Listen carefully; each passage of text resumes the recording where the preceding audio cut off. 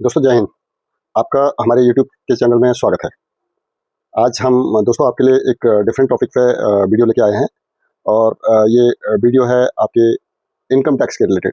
जैसे कि आप सब जानते हैं जो सारे हमारे स्पेशली जो सैलरीड लोग हैं जो तनख्वाह से जो इनकम लेते हैं उनका रिटर्न भरने का जो लास्ट डेट है और बाकी लोगों का भी एक्चुअली क्या है जो सैलरीड लोगों का जो रिटर्न भरने का डेट होता था वो 31 जुलाई होता था, लेकिन इस बार गवर्नमेंट ने इसको एक्सटेंड करके 15 सितंबर कर दिया था और अभी 15 सितंबर आने वाली है, इसलिए इनकम टैक्स की रिटर्न भरने की काफ़ी गहमागहमी है। तो मेरा भी आप सब लोगों से निवेदन है कि अपना सुकून की लाइफ अगर जीनी है तो हम अपना इनकम टैक्स रिटर्न टाइम से भर दें।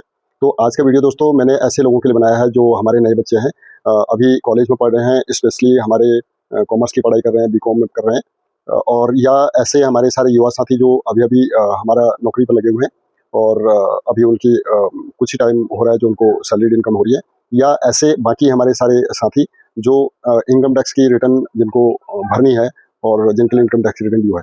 तो हम उनका काम सिंपल करने के लिए अपने बिल्कुल संक्षेप में टिप्स लेकर के आए हैं इनकम टैक्स रिटर्न के लिए। तो इसके लिए पहला वाला वीडियो है आपके एक जनरल ओवरलुक के लिए।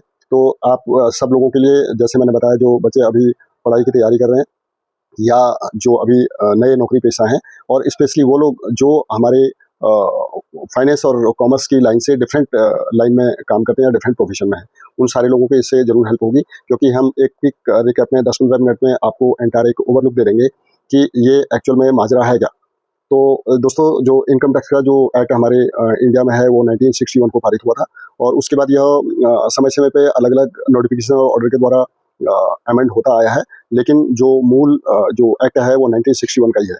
अब अभी हमारी जो एग्जिस्टिंग गवर्नमेंट है इसने नया एक्ट IT एक्ट 2025 करके ऑलरेडी ड्राफ्ट कर दिया है, जो हमारे 11 अगस्त 2025 को हमारी संसद में ऑलरेडी पारित हो गया है और हमारे राष्ट्रपति जी ने भी उस पर अपनी मोहर लगा दी है। अब ये जो है नेक्स्ट फाइनेंशियल ईयर कहें तो हम 1 अप्रैल 2026 से ये वाला लागू हो जाएगा। कहें तो जो 1961 वाला एक्ट है उसको IT एक्ट 2025 रिप्लेस कर देगा। ये मोटी मोटी है इनकम टैक्स एक्ट के बारे में। और अब हम आ जाते हैं ITR के बारे में। ITR कहें तो ITR का पूरा नाम है इनकम टैक्स रिटर्न, और ITR हमारी किसी भी प्रकार की इनकम होने पर हमारे को ITR भरना होता है, और उस ITR को भरने के लिए हमारे अलग अलग नॉर्म्स हैं जिसको हम आगे आने वाले इसमें डिस्कस करेंगे। और केवल अभी हम मोटा मोटा इतना जान लेते हैं कि हम केवल सैलरीड जो लोग हैं जिनकी इनकम तनख्वाह से होती है या वेतन से होती है, ऐसे लोगों पर हम फोकस करके अपने ये वीडियो ये सीरीज बना रहे हैं। तो क्योंकि ऐसे लोगों को ही काफ़ी परेशानी होती है अपने रिटर्न को सबमिट करने में, क्योंकि जो बिजनेस और प्रोफेशन वाले लोग होते हैं वो तो अपने चार्टर्ड अकाउंटेंट या बाहर किसी और व्यक्ति से अपने रिटर्न सबमिट करा लेते हैं, लेकिन ऐसे लोग जो हैं जो सैलरीड क्लास के लोग हैं वो बहुत सारे लोग कोशिश करते हैं, और वो अच्छी बात भी है कि वो खुद अपना रिटर्न बना करके सबमिट करना चाहते हैं। तो ऐसे लोगों के हेल्प के लिए हमने ये वाला वीडियो का सीरीज लाने का प्रयास किया है। तो आप देखिए, और ऐसे जो लोग हैं, आपके दोस्त हैं या आपके जान पहचान में हैं, उनको भी इस वीडियो को शेयर कीजिए, और जिससे कि उनको भी हेल्प हो जाए कि उनका ITR रिटर्न बनाना थोड़ा आसान हो जाएगा। तो चलते हैं, स्टार्ट करते हैं इनकम टैक्स के बारे में। तो हमने इनकम टैक्स एक्ट के बारे में आपको बता दिया। तो दोस्तों अब इनकम टैक्स के बारे में आ जाते हैं। इनकम टैक्स में केवल इनकम की बात होती है, जैसे हमने बताया। सारे जितने भी तरह की इनकम है उसको 5 कैटेगरी में डिवाइड किया गया है, और वो पहली कैटेगरी है सैलरी की, जो सैलरी से इनकम आती है। सेकंड कैटेगरी है आपकी हाउस प्रॉपर्टी से। हाउस प्रॉपर्टी कहें तो हम जो हमारे मकान होते हैं उनको हम रेंट पर लगाते हैं या उनको खरीदते बेचते हैं। खरीदने बेचने में जो भी हमारे को लाभ हानि होती है वो हम इस कैटेगरी में शो करते हैं। तीसरा कैटेगरी हमारा है income from business and profession. जो लोग किसी भी प्रकार का बिजनेस करते हैं या किसी प्रोफेशनल सर्विस में है, लाइक चार्टर्ड अकाउंटेंट है, वकील हैं या कोई इंजीनियर है, उनकी इनकम इस तीसरे कैटेगरी में आती है। और चौथी कैटेगरी है आपके इनकम फ्रॉम कैपिटल गेन की। कैपिटल गेन कहें दोस्तों जो हमारे पूंजीगत वस्तुएं होती हैं, जैसे हमारे मकान है, दुकान है, हमारी कार है, हमारे व्हीकल है, हमारे शेयर है, हमारे म्यूचुअल फंड है, जो इस प्रकार की वस्तुएं होती हैं उनको हम कैपिटल आइटम बोलते हैं। इन कैपिटल आइटम को खरीदने और बेचने में जो हमारे को लाभ हानि होता है, उस वाले इनकम को हम इस कैटेगरी में शामिल करते हैं, इनकम फ्रॉम कैपिटल गेन।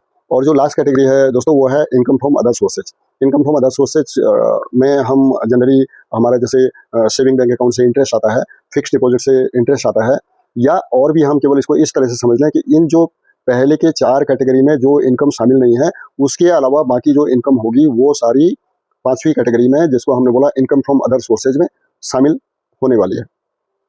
ठीक है जी। अब हम इस जो हमने जैसे बताया सीरीज में हम पूरा फोकस कर रहे हैं अपने सैलरीड इनकम के लोगों के लिए। और ऐसे जो हमने 5 कैटेगरी इनकम की बताई है, ये काफ़ी इंपॉर्टेंट है। आपको इसको इसलिए जानना चाहिए क्योंकि इसके बेस पर आगे हमारे जो ITR फॉर्म होंगे वो तय होंगे। अब दोस्तों हमारे जो व्यवस्था है देश में वो ITR भरने की है, तो उसमें अलग अलग फॉर्म बनाए हुए हैं। वो इस सुविधा के लिए बनाए हैं कि ऐसा नहीं कि मैं सपोज सैलरीड मेरी इनकम है, तो मेरे को बिजनेस और प्रोफेशन की इनकम से कुछ लेना देना नहीं है, तो मेरे फॉर्म में अगर बिजनेस और प्रोफेशन की इनकम का कॉलम भी होगा तो मुझे परेशानी होगा। इसलिए अलग अलग फॉर्म बनाए हैं, ITR 1 से लेकर के ITR 1, ITR 2, ITR 3, ITR 4, ITR 5, ITR 6। ये आपकी 6 ITR हैं, जिसको हम बिल्कुल शॉर्ट में एक एक करके आपको बताने वाले हैं। और ITR 1 अगर हम कहें तो ये जो हमारे सैलरीड इनकम है उनके लिए हमारा ITR 1 है।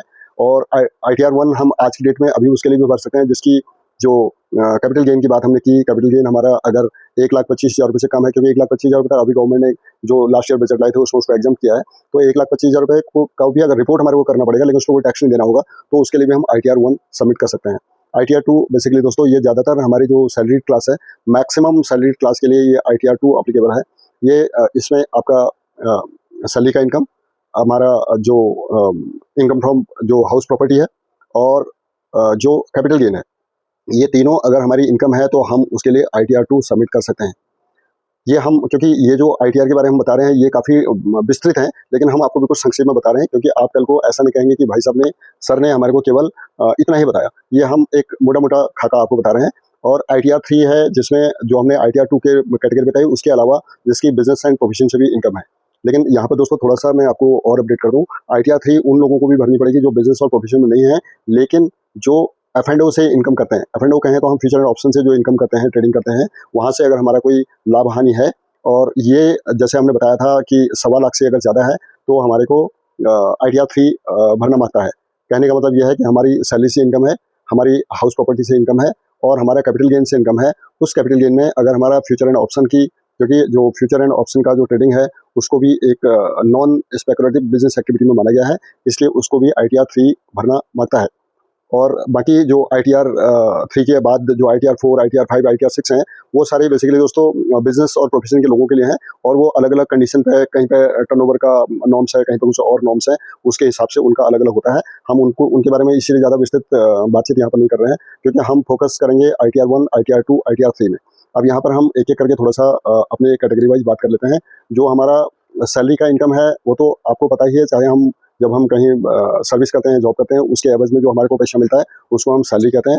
और सैलरी से इनकम अगर हमारे को है तो हमारे को उसको सैलरी के शेड्यूल में आपके ITR 1, ITR 2 या ITR 3 जो भी केस हो, जैसे भी हमने डिस्कस किया, उसमें उसको भरना मांगता है। सेकंड कैटेगरी है हमारे हाउस प्रॉपर्टी की। हाउस प्रॉपर्टी की इनकम का हमने पहले ही बता दिया है। अगर हमारे को हाउस प्रॉपर्टी से भी इनकम है सैलरी के साथ साथ, तो हमारे को ITR 2 भरना मांगता है। तो और हाउस प्रॉपर्टी का इनकम हमने आपको बता दिया कि अगर किसी भी मकान दुकान को खरीदने और बेचने में अगर हमारे को कोई लाभ हानि होती है तो हमारे को उसको जो इस कैटेगरी में अपना ITR 2 में दिखाना मांगता है। तीसरा कैटेगरी है दोस्तों हमारे पास बिजनेस एंड प्रोफेशन का। बिजनेस एंड प्रोफेशन का तो हमने आपको बता दिया है कि इसको हम ITR 3 या ITR 4, ITR 5 में दिखाते हैं। और केवल हमारे जो ITR 3 का केस हमने हमारे जो सैलरीड पीपल के लिए बताया, वो हमने यही बताया कि आजकल बहुत सारे लोग क्योंकि फ्यूचर एंड ऑप्शन में भी ट्रेडिंग करने लगे हैं, इसलिए मैंने उनके लिए ITR 3 का बात बताया। चौथी कैटेगरी है आपकी कैपिटल गेन की। कैपिटल गेन के बारे में दोस्तों अभी मैंने जैसे बता दिया कि जो हमारे मकान दुकान कार, हमारे शेयर, हमारे म्यूचुअल फंड आदि आदि हैं, ये सब इनको अगर जब हम खरीदते हैं और बेचते हैं, इससे हमारे को जो लाभ और हानि होता है उसको हम कैपिटल गेन की कैटेगरी में शामिल करते हैं। कैपिटल गेन को दो भागों में डिवाइड किया गया है, शॉर्ट टर्म कैपिटल गेन और long term capital gain. Short term capital gain दोस्तों अगर हम म्यूचुअल फंड और शेयर के बारे में बात करें तो वो अगर हमारी 1 साल से कम होल्डिंग है तो हम उसको शॉर्ट टर्म कैपिटल गेन कहते हैं।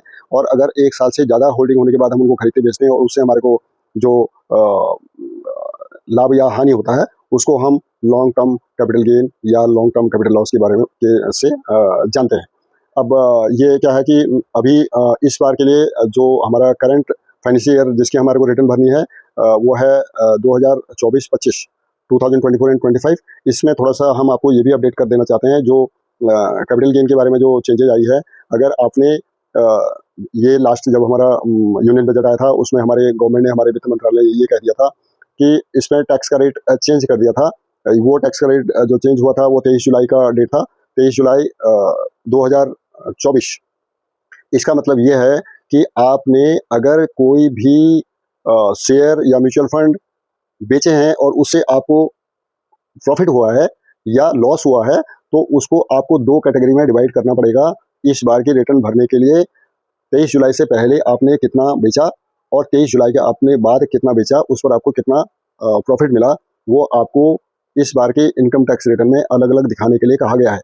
ये हम केवल आपकी नॉलेज के लिए इसको अपडेट कर रहे हैं। तो जो शॉर्ट टर्म कैपिटल गेन है वो उसको हमारा इनकम टैक्स सेक्शन 111 ए से कवर करता है, और जो लॉन्ग टर्म कैपिटल गेन है उसको मोटा-मोटा एक सेक्शन 112 ए से कवर करता है। जो शॉर्ट टर्म कैपिटल गेन है अभी उसका जो करंट में उसका जो टैक्स का रेट है 20% है, और इससे पहले ये 15% होता था। और ऐसे ही जो लॉन्ग टर्म कैपिटल गेन है वो पहले 10% होता था, अभी अब इस साल वो 12.5% से टैक्स होगा। लॉन्ग टर्म कैपिटल गेन में जैसे हमने बताया आपको अभी 1,25,000 रुपये की छूट है, और 1,25,000 रुपये से अगर कम का आपका लॉन्ग टर्म कैपिटल गेन है तो उसको आप ITR 1 में ही दिखा सकते हैं, हालांकि उस पर कोई टैक्स नहीं लगेगा। ये 1,25,000 रुपये की जगह पे जो पहले छूट थी वो 1 लाख की थी। अब आपको याद रखने के लिए ये हो गया कि इस पर छूट पहले 1 लाख थी, अब इसको 1.25 लाख कर दिया गया है। लेकिन इसी के साथ जो पहले 10% का टैक्स था, अब उसको 12.5% टैक्स कर दिया गया है विदाउट इंडेक्सेशन। अब आप कहेंगे कि इंडेक्सेशन क्या बताया, इंडेक्सेशन के लिए हम अलग से बात करेंगे। ये इंडेक्सेशन थोड़ा हमारा इन्फ्लेशन से कवर होता है। इसको हम कैसे, क्या चीज़ है और इसको कैसे कैलकुलेट करते हैं, ये हम एक अलग से वीडियो में आप लोगों को बताएंगे। और जो है दोस्तों बाकी हमारे को और तो हम जब रिटर्न आप सबमिट करेंगे, क्योंकि हमारे को इसलिए दुविधा हो रही है, वीडियो ज़्यादा लंबी हो रही है, इसलिए दोस्तों इस वीडियो को हम यहीं पर क्लोज करते हैं। ये मोटा मोटा आउटलुक हमने आपको ITR के बारे में और हमारे जो इनकम की कैटेगरी है उसके लिए दे दिया। और नेक्स्ट वीडियो में हम फिर एक बढ़िया जानकारी के साथ आपके साथ मिलेंगे। और वीडियो अगर आपको अच्छा लगता है तो आप इसको लाइक शेयर करना ना भूलें। चैनल में नए हैं तो इसको ज़रूर आप सब्सक्राइब कर लें। हम इसी प्रकार के बिल्कुल नए नए अपने जो है जॉय से भरे हुए, आनंद से भरे हुए वीडियो लाते हैं। हम नया नॉलेज वाले वीडियो आपको दिखाते रहते हैं, तो इसके लिए आप मेरे साथ जुड़ें। मेरे जो जुड़ने के लिए लिंक है मेरे डिस्क्रिप्शन में दिया गया है। नेक्स्ट वीडियो में फिर मैं आपके साथ मुखातिब होऊंगा। तब तक के लिए जय हिंद, नमस्कार।